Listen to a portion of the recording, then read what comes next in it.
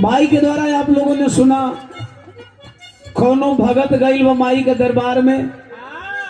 माई के याद करे से पहले कहा था कि तनी सेटिंग करा के जेहरे जा करिए अपना ससुरे से,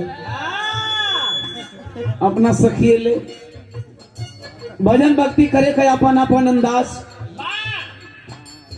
एक बेटा फरियाद करता है उस जन्म दायनी मां से। एक बात दुनिया वालों में हर मन पे बता देना चाहता हूं, अपनी मां से धरती पे बड़ी कोई देवी नहीं और अपने पिता से धरती पे बड़ा कोई देवता नहीं। वैसे तो हम लोग जो ही जन्म लेते हैं, किसी के द्वारा यह नहीं बताया जाता कि आप किसी और देवी देवता के पूजने के बजाय अपनी माता पिता को पूज लो, दुनिया के सारे देवी देवता खुश हो जाएंगे। भटका दिया जाता है पत्थर की मूर्तियों में। माई के तू एक गिलास पानी दिया चाहे नहीं दिया, शंकर भगवान का मूर्ति पर एक गिलास दूध तो जरूर चढ़ा दिया। माई घरे पियासन मरत हो, गणेश जी के दूध पियावे जरूर जाइए। एगो भिखमंगा गणेश जी के यहाँ दूध पियावे से पहले तो से 1 रुपया मांगत होके ओके दिया चाहे न दिया, 45 रुपया लीटर दूध गणेश जी का नाली में जरूर बहवा दिया। यही सिखाया जाता है हम भारतवासियों को, लेकिन साथियों सोच बदलो। मैं बार बार कहता हूं मन से कि अपनी मां से बड़ी दुनिया में कोई देवी नहीं और अपने पिता से बड़ा इस पूरे संसार में कोई देवता नहीं। अगर वह मां नहीं होती, वह पिता नहीं होते, तो संसार के किसी भी देवी देवता को, चाहे हम हो, चाहे भाई देवा हो, चाहे संसार का कोई व्यक्ति हो, कोई किसी देवी देवता का नाम तक नहीं जानता अगर माता पिता नहीं होते तो। थोड़ा हम चाहते हैं भक्ति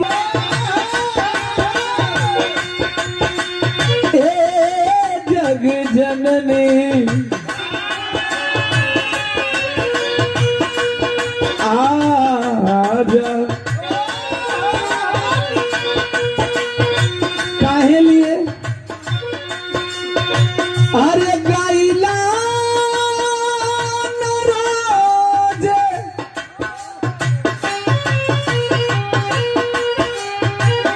थोड़ा बेस और डालिए। अरे गाइला रोज गवावेलू,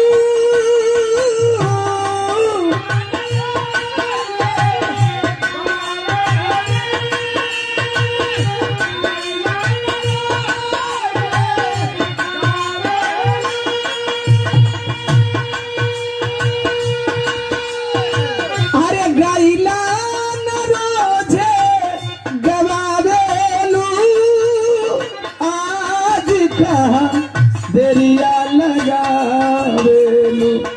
ए माई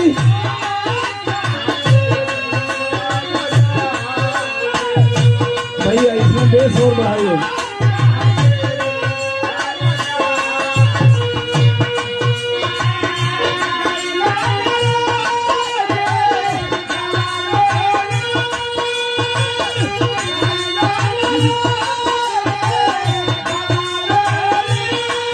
अरे आज कहा बोलिया लगावेलू, ए माई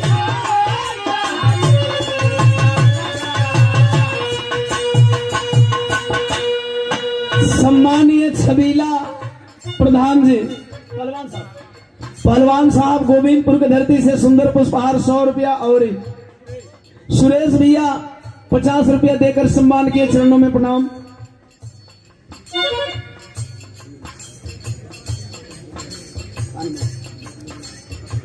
सम्मानीय बड़े भैया बबलू दीवाना जी 110 रुपया सुंदर पुष्पहार भैया के प्रणाम। उपस्थित जनसमूह के सादर जय भीम जय समाजवाद।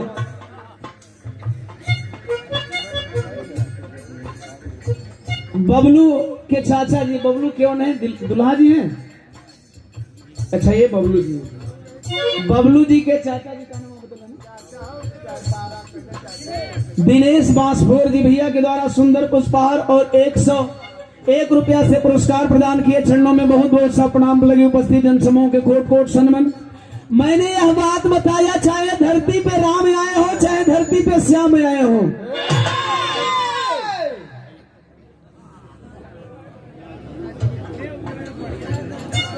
बड़ा दिक्कत है, बड़ा दिक्कत है। अच्छा साहब ऐसा ना देखी सबे आपे में से एक आदमी उठ के हमनी के दोनों भाई के सम्मान देवे हो तो प्यार दुलार ई पैसा ना आई रहुआ लोगन का आशीर्वाद है। ई मऊ के धरती का आशीर्वाद है। चूंकि इस धरती को मैं बार बार नमन करता हूँ। मैंने बताया कि स्वर्गीय बेचन गुरु की धरती है। आप कलाकारों का सम्मान करना जानते हैं। तेंदुनी से सम्मान्य विनोद प्रधान जी जहामार और सम्मान्य बड़े भैया नंदलाल रवि जी का प्रोग्राम रहा। सुंदर पुष्पहार और 100 रुपया से आपने सम्मान किया। चरणों में सादर जय। जय समाजवाद छबीला पहलवान साहब पुनः 20 रुपया चरणों में प्रणाम सादर जय भीम जय समाजवाद। इस धरती पे भगवान भी आए, उन्होंने भी अपने माँ के चरणों को पूजा। और हम कहिला बिना माई का जे हो भैया ये धरती पर उस सत्य ना हो जे। हाँ बिना माइयों को कुछ लोगन का जन्म पैदाइश नाके मुंह से हो जाला। जो बिना माँ का है वह सत्य नहीं है साथियों। इस संसार में जो भी पैदा हुआ माँ और पिता के आशीर्वाद से अंतरा के अंतराल में बेटा फरियाद कैले बा।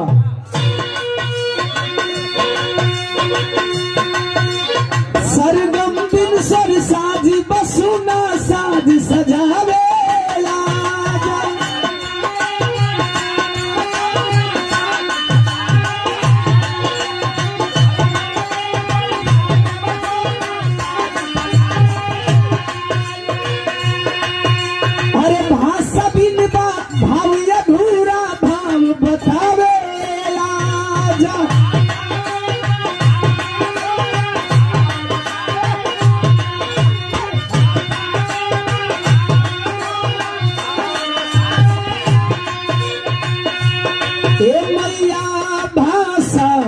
बिन भाव अधूरा।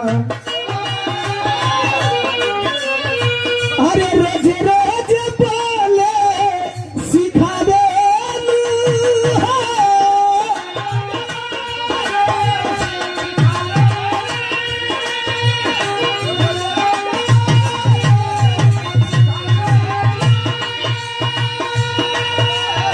अरे रोज रोज बोले सिखावेलू आज कहा दरिया लगावेलू हे माई आज कहा दरिया।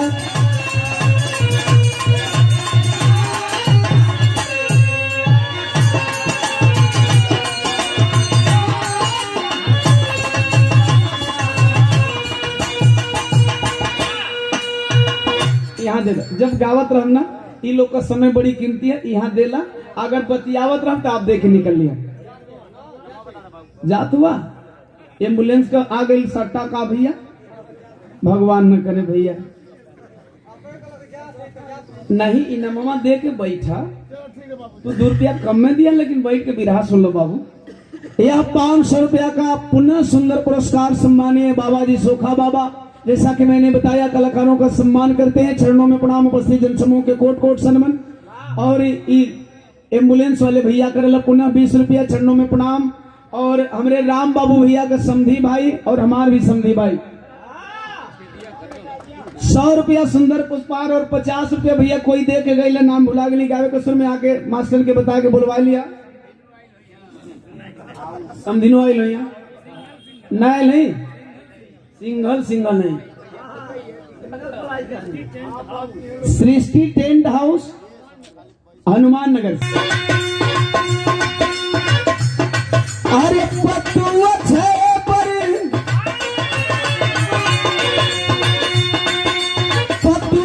पर सुख नंदन काशी बुल्लू की कियारी। थोड़ा ही को बढ़ा दे भाई साहब को थोड़ा भाई को।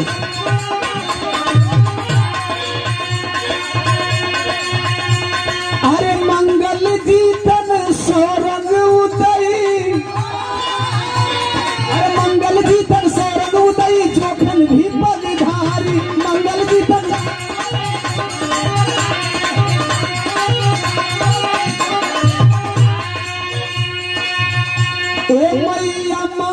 जल जीतन सौरंग उदय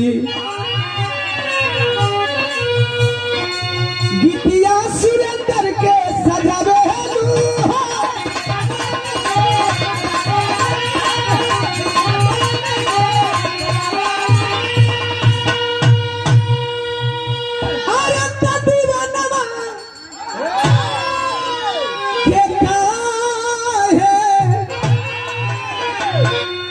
दीवानवा के काहे छछी। थोड़ा ट्रेबल कम करिए, थोड़ा ट्रेबल कम करिए। छछनावे